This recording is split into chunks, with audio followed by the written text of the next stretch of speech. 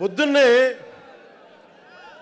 10 రూపాయలు ఆ పథకం ఈ పథకం కింద 100 రూపాయలు జేబులో పెట్టి 200 పెట్టి సాయంత్రానికి ఆ వ్యక్తిని కుటుంబం నుంచి 500 రూపాయలు సారాకు పట్టుకెళ్ళిపోతూ ఉన్నారే. ఆ డబ్బులు ఎక్కడికి వెళ్తున్నాయి? డిజిటల్ ట్రాన్సాక్షన్స్ కాదు, బ్యాంక్ ట్రాన్సాక్షన్లు కాదు, అన్ని క్యాష్ ట్రాన్సాక్షన్స్. ఇసుక కానీ మద్యం కానీ ఆ డబ్బులు ఎక్కడికి వెళ్తున్నాయి? మళ్ళీ మిమ్మల్ని కొనటానికే వాడుతున్నారు. మళ్ళీ మీ బతుకులు ఇలాగే ఉంటాయి.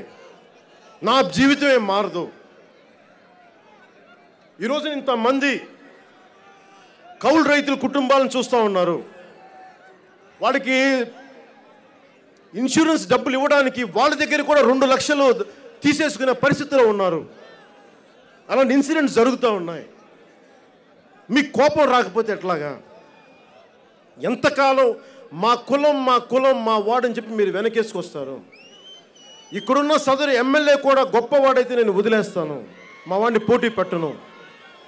కానీ సరిగ్గా పనిచేయనప్పుడు ఆ వ్యక్తిని బాధ్యత నుంచి తప్పించాల్సిన అవసరం ఉంది. ఇవన్నీ మీరు దృష్టిలో పెట్టుకోండి. నేను ఎందుకంటే చాలా మార్పు కోరుకుంటున్నాను నేను.